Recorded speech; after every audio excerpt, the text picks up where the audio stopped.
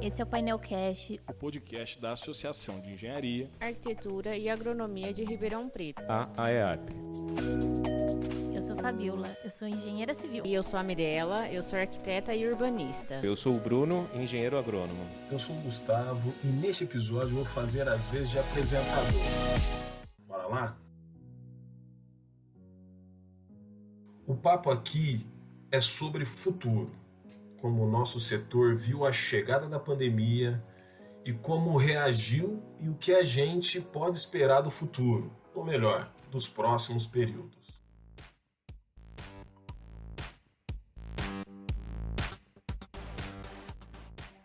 Quando o mundo parou, o que aconteceu no Brasil em meados de março e abril, a construção civil foi considerada uma atividade essencial. A gente não parou, se reinventou, é verdade. E superando as expectativas anteriores, crescemos. Existem números relevantes sobre isso, olha só, presta atenção. Até setembro, a construção civil criou mais de 100 mil vagas de empregos no país. Significa um aumento de 4,7% em comparação a 2019. Só em setembro foram criadas mais de 45 mil postos formais de trabalhos no setor.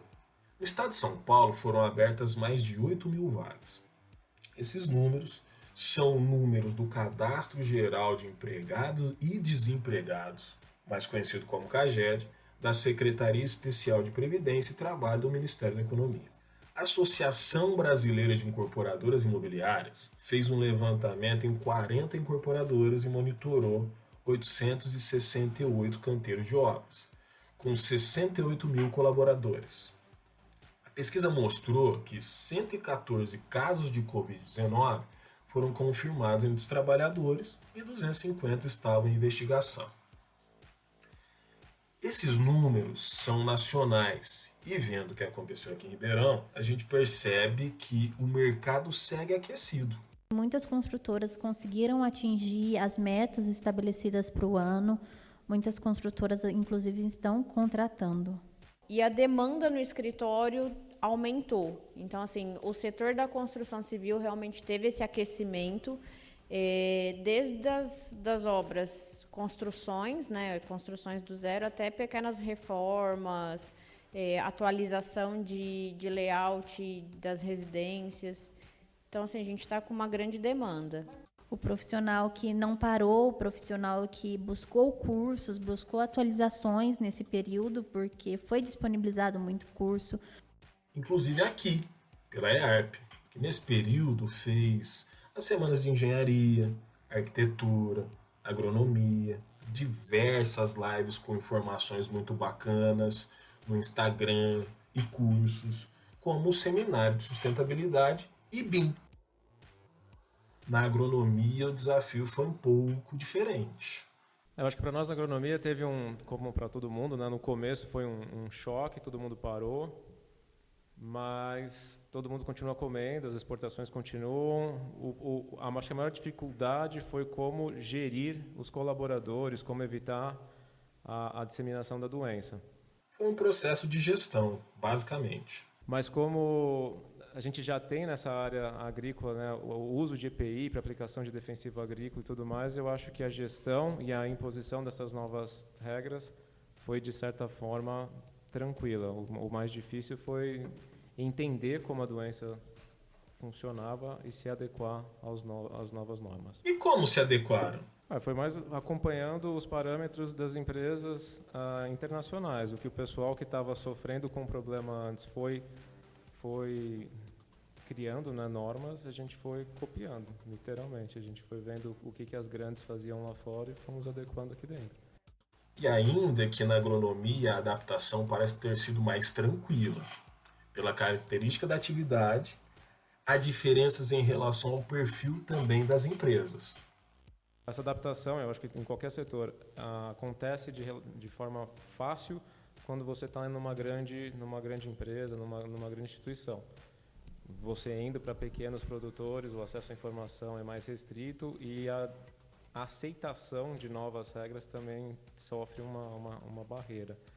Eu acho que nas grandes empresas foi tranquila essa mudança E tem pequeno até hoje que não quer receber nenhum agrônomo, nenhuma visita técnica, porque está com medo da Covid.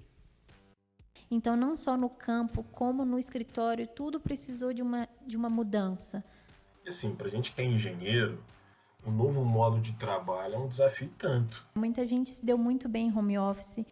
Quem se deu bem de verdade em home office foram os arquitetos, né? A questão do home office, para mim, ela já é presente já há alguns anos. Já faz muito tempo que o meu escritório é na minha casa. Porque, a não ser quem trabalhe em grandes escritórios, muito arquiteto trabalha em casa mesmo. Mas eu vejo colegas que tinham escritórios, dividiam salas com outros profissionais e que foram forçados a voltarem para casa, né? Então, ter o home office. E é uma grande mudança, porque você tem toda uma rotina e você é forçado a abandonar aquilo e se reinventar. Eu acredito que para a gente na agronomia foi interessante. A gente economiza com algumas viagens, com alguns deslocamentos, mas outros continuam sendo necessários. Visita técnica, venda de defensivo agrícola talvez tenha se tornado um pouco difícil para as pequenas, porque convencer alguns produtores só com uma conferência, com uma videoconferência, fica um pouco difícil. O Bruno conversou com o engenheiro agrônomo, o Wilson, que trabalha no setor de qualidade para exportação. A pandemia coincidiu com o regime mais forte de exportação do Brasil, que é exatamente a exportação de soja, onde o Brasil detonou esse ano. Então não teve muito o que fazer em termos de funcionário, tá? Principalmente porque a nossa parte é muito campo, depois tem parte de relatórios, enfim. Quem foi grupo de risco, demos férias, depois deixamos em casa, e teve alguma outra pessoa com home office, mas o trabalho bombou. O Gabriel Gregório Soares, outro colega do Bruno, falou para ele que ele vê oportunidades no isolamento forçado pela pandemia. Tu não vai poder mais andar 200, 300 quilômetros, seja lá a distância que for, somente por uma reunião presente. Hoje tu pode fazer isso em qualquer lugar que tenha acesso à internet, né? E você tenha esse acesso a essa reunião. Então, de certa forma, a maneira de nos comunicarmos, a maneira de estarmos presentes perante os problemas, perante algumas soluções, isso aí a gente teve que se reinventar. E foi algo que eu acredito que venha para ficar. O Bruno tem uma visão crítica em relação a esse modelo de trabalho, hein? Eu gosto do home office no quesito de custos com viagens. Algumas das nossas reuniões a gente pode sim fazer em home office, mas toda a parte de extensão, toda a parte de acompanhar a produção, você necessita do engenheiro agrônomo em loco. Ele precisa estar lá, ele precisa estar olhando, ele precisa estar fazendo as análises. Então, é viável até certo ponto. O que eu tenho medo no home office é que a gente não é acostumado, a gente não cresceu com isso. Talvez as novas gerações se adaptem melhor. Então, você precisa ter uma didática e um autocontrole muito grande quando você está fazendo home office para realmente gerar produção. E muita gente não sabe lidar com isso. Então, eu tenho um pouco de receio no quesito psicológico mesmo. Como é que as pessoas vão se adaptar? No começo parece muito legal, que você está em casa e faz o seu próprio horário. Mas eu acredito que a humanidade, tanto quanto os mamíferos cetáceos, a gente é muito bom em acompanhar líderes. E a falta de um líder, a falta de uma presença que determine o que você tenha que fazer, acaba gerando confusão e quebra no rendimento. O LinkedIn fez uma pesquisa e 62% das pessoas que responderam e estão trabalhando remotamente disseram que estão extremamente estressados. Um outro levantamento da Agência Europeia para a Segurança e Saúde no Trabalho revela que em 72% dos entrevistados se ressentem da falta do contato com os colegas e 66% se queixaram do horário extenso. O home office ele facilita muito, né? Você ter o espaço dentro da sua casa e você fazer o seu horário. Para quem trabalha com criatividade, no meu caso, no desenvolvimento de projetos, isso é muito bom, porque tem dias que você está super produtivo, porém tem dias que você não está tão produtivo. Então, a questão do home office ajuda bastante. Mas realmente você tem que se policiar para você não trabalhar demais e, consequentemente, chegar numa exaustão, porque todo mundo precisa de descanso. Se você não tiver isso bem firme, você conseguir se policiar, você acaba extrapolando mesmo, e isso vai futuramente acarretar muitos problemas. Tem o excesso de trabalho, o estresse pela falta de convívio com os colegas. Lembra da hora do cafezinho? Mas tem também a procrastinação. Vamos ser sinceros. Tem gente que não nasceu para trabalhar em home office. Tem gente que, se você deixar livre, realmente a pessoa não faz nada. Assim como tem gente, como a Mirella falou, que tem que se policiar para não trabalhar demais. Sincero assim, feita a Fabiola. O fato é que os líderes de equipes aumentaram o número de interações para manter a produtividade das equipes. Não tem jeito. O processo de reuniões semanais, reuniões que antes eram a cada 15 dias, agora se tornaram semanais, ou até 2 vezes por semana se tornaram mais presentes. Eu acho que é o jeito que esses líderes encontraram de motivar seus trabalhadores mesmo à distância. Quem conseguiu crescer nessa pandemia foi exatamente as pessoas que já estão mais adaptadas a trabalharem por si só e continuar crescendo independente do sistema que estão movimentando. A Fabiola agora quase cita a teoria da evolução de Darwin, que é basicamente a seguinte: as espécies de seres vivos se transformam ao longo dos tempos, pois sofrem com a seleção natural, que prioriza os seres mais adaptados ao ambiente em que vivem, devido às suas características serem adequadas aonde vivem, entendeu?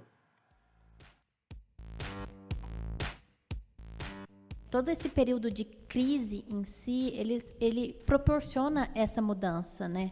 Ele traz essa ideia de que a gente precisa evoluir. Tecnologias que usamos surgiram em períodos de guerra. Regras de construções foram definidas em períodos de crise sanitárias, como febre amarela no século passado. Então, realmente, a gente teve que se reinventar para continuar tendo um contato, para a gente continuar trabalhando, atuando, porque não tem como a gente se isolar 100%. Eu acho que a gente tem que, sim, tomar as medidas cabíveis de proteção, pensando sempre também no próximo, mas seguimos.